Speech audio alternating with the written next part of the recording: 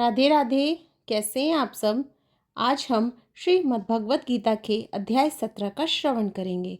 श्री नारायण भगवान की जय, लक्ष्मी मैया की जय, श्रीमद् भगवत गीता माता की जय।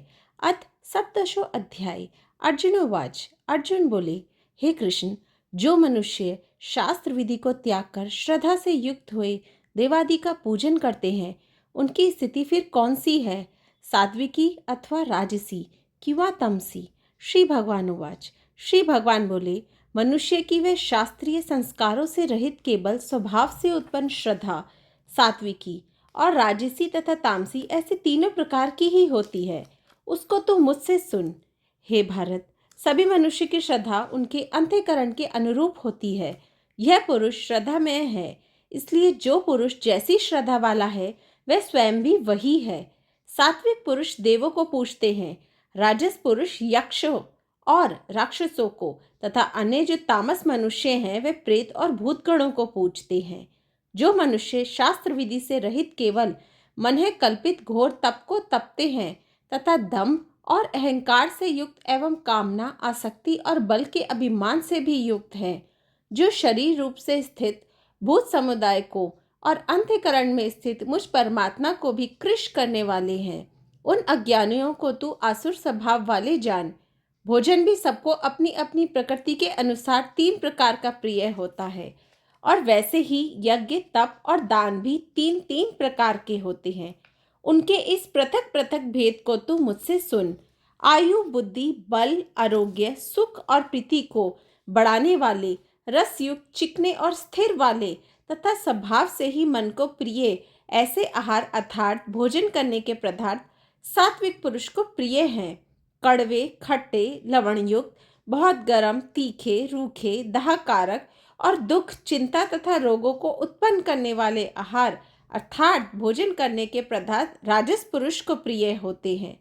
जो भोजन अधप का, रस रहित, दुर्गंध युक्त, बासी और चिष्ट है तथा जो अपवित्र भी है वह भोजन तामस पुरुष को प्रिय होता है। जो शास्त्र विधि से नियत यज्ञ करना ही कर्तव्य है, इस प्रकार मन को समाधान करके फल न चाहने वाले पुरुषों द्वारा किया जाता है, वह सात्विक है। परंतु हे अर्जुन, केवल दंभाचरण के लिए अथवा फल को भी दृष्टि में रखकर जो यज्ञ किया जाता है, उस यज्ञ को तू राजस जान। शास्त्र विधि से हीन, अन्न दान से रहित, बिना मंत्रों के, बिना दक्षिणा के और बिना श्रद्धा के किए जाने वाले यज्ञ को तामस यज्ञ कहते हैं।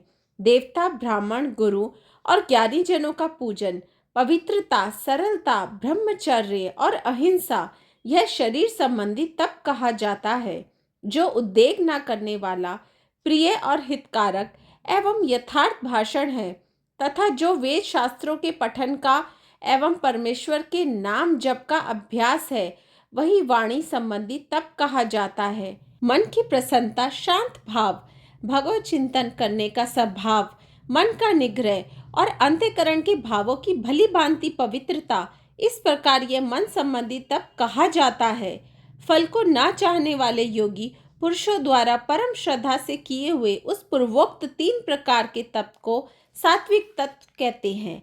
जो तप सत्कार, मान और पूजा के लिए तथा अन्य किसी स्वार्थ के लिए भी स्वभाव से या पखंड से किया जाता है, वह अनिश्चित एवं क्षणिक फल वाला तप यह राजस कहा गया है। जो तप मूढ़ता पूर्वक हठ से मन, वाणी और शरीर की पीड़ा सहित अथवा दूसरे का अनिष्ट करने के लिए किया जाता है, वह तप तामस कहा गया है।